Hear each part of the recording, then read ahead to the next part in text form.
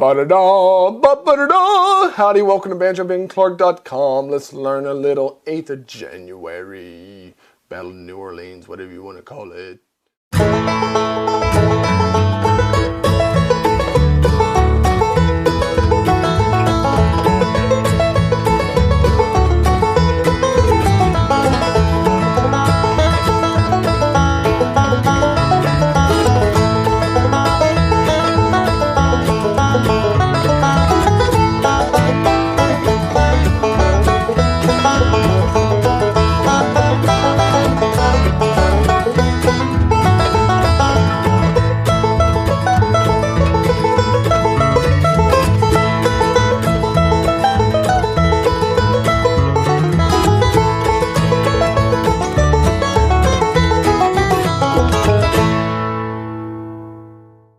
Alright, that was my solo for 8th of January. I grew up knowing it as Battle of New Orleans, that old Johnny Horton song.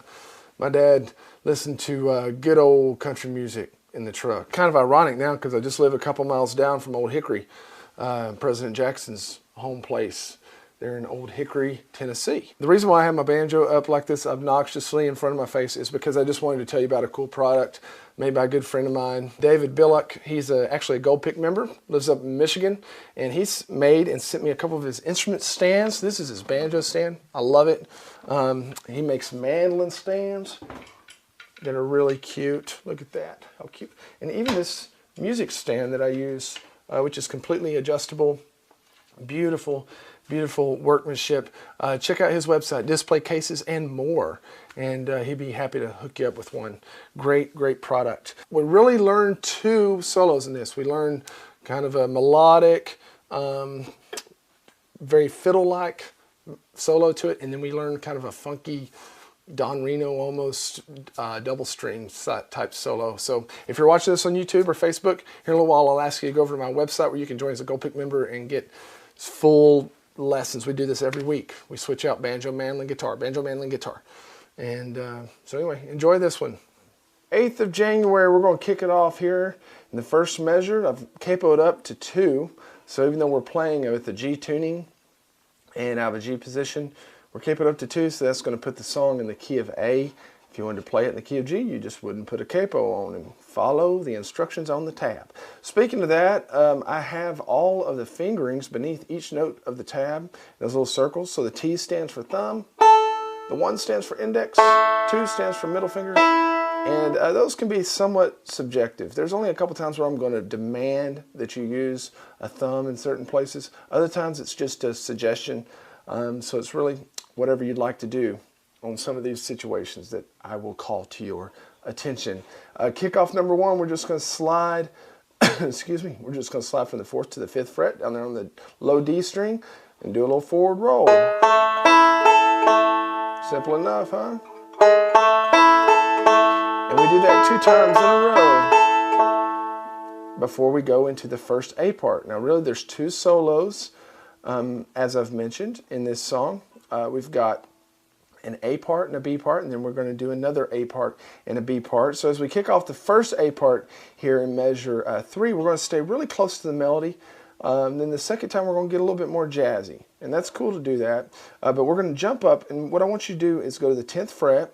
I'm speaking capo language. Really this is the 12th fret, but since we're capo 2, now makes it the 10th. I'm going to grab it with my middle finger, and we're leading right into measure 3. Now, I have a tendency to kind of cut off this note just to kind of make it a little bouncy. Okay? But you can hold it down and ring it if you want. Now, I want you to reach up with your pinky to the 14th fret on that high 5th string. That's kind of an odd move. Some of you may not have done that before, but that's to get that top note in there. So measure 3 sounds like this.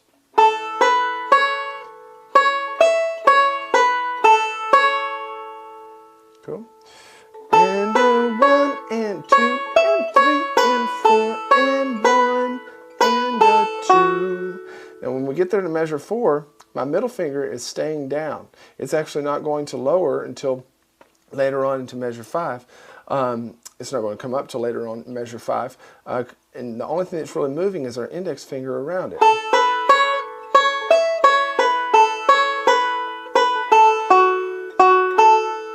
That's through measure 4.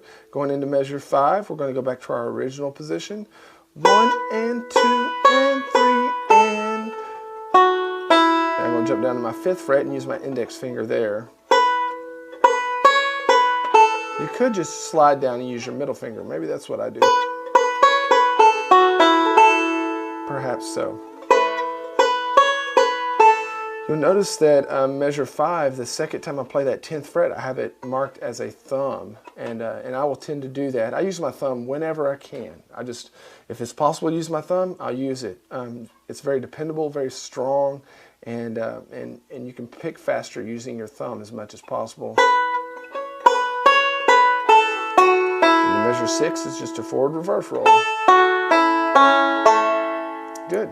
Now we're going to jump back up, measure 7, to our original position. But then our second note of measure 7 is a little different. We're going to use our ring finger to just press the 11th fret down. I'm going to insist that you use your thumb right there because we're playing a middle finger and then we're going right back to the middle finger on that 9th fret. So in between, it's easier to use your thumb than to try to use your index.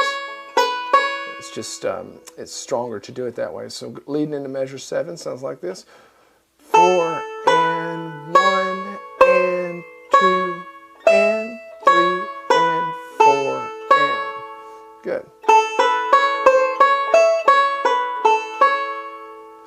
Yeah, then we're going to continue on using our thumb at the beginning of measure 8. 1 and 2 and. At this point, we're going to release. Okay, and when we play that 4th note of measure 8, which is that open high G string, we're going to get into a different position. We're going to grab our 9th fret with our index finger, then reach all the way and grab the 13th with our pinky. This is kind of a stretch. Just a chromatic type lick there. Okay, if you can't make that reach, it's okay to do the 12th fret instead. Okay.